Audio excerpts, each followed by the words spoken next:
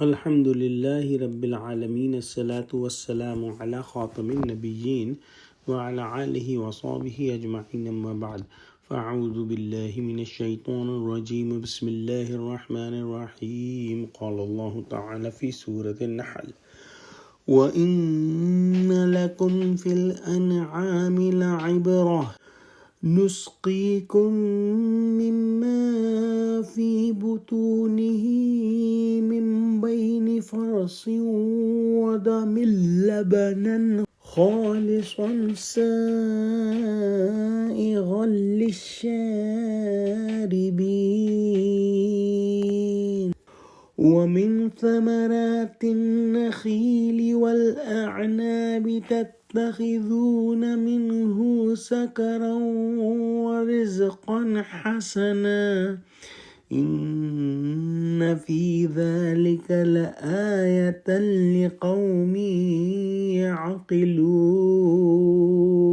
ترجمہ: اور تمہارے لیے چارپائیوں میں بھی مقام عبرت و غور ہے کہ ان کے پیٹوں میں جو گوبر اور لہو ہے، اس سے ہم تم کو خالص دودھ پلاتے ہیں جو پینے والوں کے لیے خوشگوار ہے، اور کھجور اور انگور کے میووں سے بھی تم پینے کی چیزیں تیار کرتے ہو کہ ان سے شراب بناتے ہو اور عمدہ رزق کھاتے ہو۔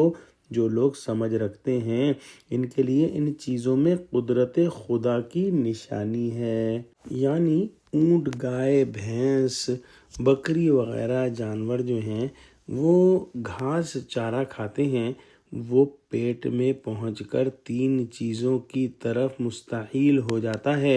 قدرت نے ان حیوانات کے جسم کے اندرونی حصے میں ایسی مشین لگا دی ہے جو غذا کے کچھ اجزاء کو تحلیل کر کے فضلہ یعنی گوبر وغیرہ کی شکل میں باہر پھینک دیتی ہے، اور کچھ اجزاء کو خون بنا کر عروق میں پھیلا دیتی ہے جو ان کی حیات و بقا کا سبب بنتا ہے، اور اسی مادے میں سے جس کے بعد اجزاء گوبر اور بعض خون بن گئے، ان دو گندی چیزوں کے درمیان ایک تیسری چیز دودھ تیار کرتی ہے جو نہایت پاک طبیعت اور خوشگوار چیز ہے۔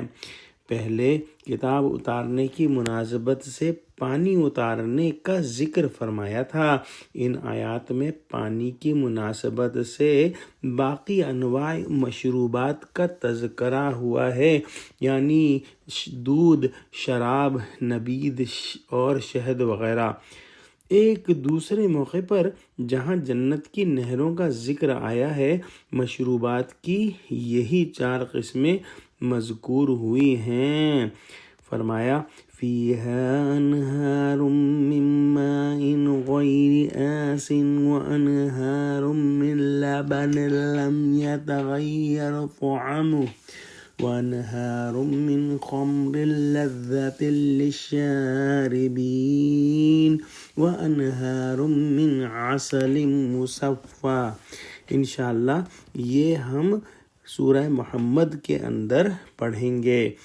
یہاں اس قسم کی چیزوں کے ذکر سے مقصود یہ ہے کہ لوگوں کے خیال میں جو بڑی بڑی نعمتیں ہیں وہ سب خدا کی پیدا کی ہوئی ہیں۔